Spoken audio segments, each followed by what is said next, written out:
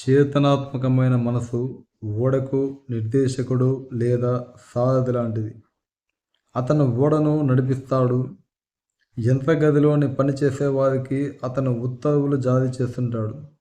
ప్రతిగా వాళ్ళు బాయిలర్లు మొదలైన సాధనాలు నియంత్రిస్తుంటారు.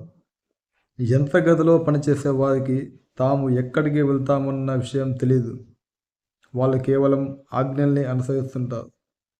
ఓడను నడిపించేవాడు తన వద్ద ఉన్న దిక్సూచి, దూరాన్ని గ్రహించే యంత్రం తదితర పరికరాల ఆధారంగా తప్పుడు ఆదేశాలను ఇస్తే ఆ ఓడ కాస్త ఏ రాళ్లకో గుద్దుకునే అవకాశం ఉంది.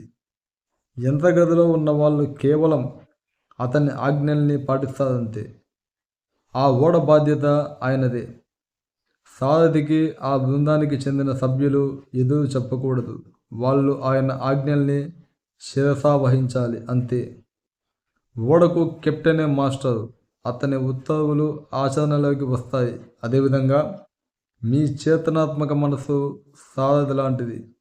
ఓడకు మాస్టర్ల మీ దేహం, మీ పరిసరాలు, మీ వ్యవహారాలన్నిటికీ అదే మాస్టర్. చేతన మనసు ఏవైతే నిజమని నమ్ముతుందో వాటిని ఉపచేతన మనసుకు ఆజ్ఞాపిస్తుంది. మీకు మీరే మళ్ళీ మళ్ళీ ఇది నా వల్ల కాదు అని అనుకోండి. ఉపచేతనావస్థలోని మీ మనసు ఆ మాటను పట్టుకుంటుంది. మీరు కొనాలని కోరుకున్నది మీరు కొనలేనని స్థితికి తెస్తుంది. మీరు అలా చెప్పడాన్ని కొనసాగిస్తూ ఆ కారు కానీ, యూరోపాకి విహారయాత్ర టికెట్ కానీ, ఆ ఇల్లు కానీ నేను కొనలేను అంటే మీ ఉపచేతనావస్థలోని మనసు ఆ ఆజ్ఞలనే అనుసరిస్తుందని ఖచ్చితంగా అనుకోవచ్చు. దానివలన మీరు జీవితంలో వాటిని పొందలేకపోతారు.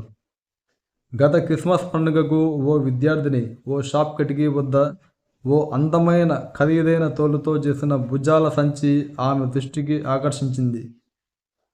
న్యూయార్క్లోని బఫెలో ప్రదేశంలో ఆమె తన కుటుంబంతో సెలవు రోజులు గడపడానికి పోతుంది. అలాంటి ఖరీదైన బ్యాగ్ను నేనెప్పటికీ కొనుక్కోలేను అని ఆమె తనకి తాను చెప్పుకోబోయింది. అప్పుడు ఆమెకు ఓసారి నా ప్రసంగంలో నేను చెప్పిన ఒక సంగతి గుర్తుకొచ్చింది. ఎప్పుడో ప్రతికూల ధోరణిలో ఏది అనుకోకు. వెంటనే దానికి వ్యతిరేకంగా ఆలోచించు. మీ జీవితంలో ఆశ్చర్యకరమైన సంఘటనలు జరుగుతాయి. షాప్ అద్దంలోంచి ఆ బ్యాగ్ను చూస్తూ అనుకుంది, ఈ బ్యాగ్ నాదే. ఇది అమ్మకానికి ఉంది. నేను మానసికంగా అంగీకరించాను. నాలోని ఉపచేతనావస్థ ఆ బ్యాగ్ను నేనందుకునేలా చేస్తుంది.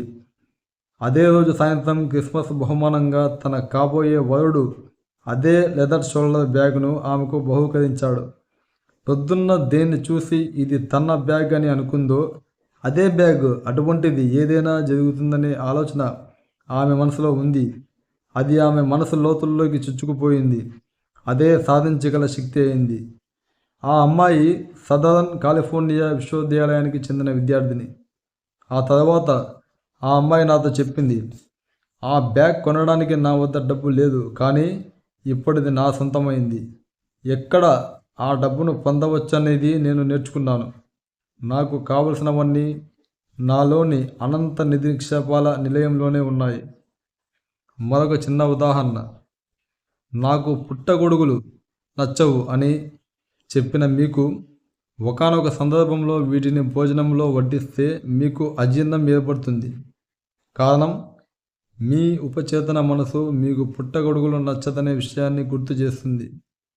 చేతన ఉపచేతన మనసుకు యొక్క అనూహ్య భేదం దాని నిర్వహణ విధానికి ఇదొక వినోదభరితమైన ఉదాహరణ. ఒక మహిళ ఇలా అనవచ్చు, నేను రాత్రి కాఫీ తాగితే పొద్దున్నే 3 గంటలకు మేల్కొంటాను. ఎప్పుడల్లా ఆమె కాఫీ తాగితే ఆమె యొక్క ఉపచేతన మనస్సు ఇలా సూచిస్తుంది, యజమాని మీరు రాత్రంతా మేలుకోవాలని కోరుకుంటున్నారు. మీ ఉపచేతన మనసు రోజుకు 24 గంటలు మీకు ప్రయోజనం ఉండాలని, మీరు తరచుగా సంభవించగల ఆలోచనలకు ప్రతికూల ఫలితాలు ఇప్పించాలని పనిచేస్తూనే ఉంటుంది.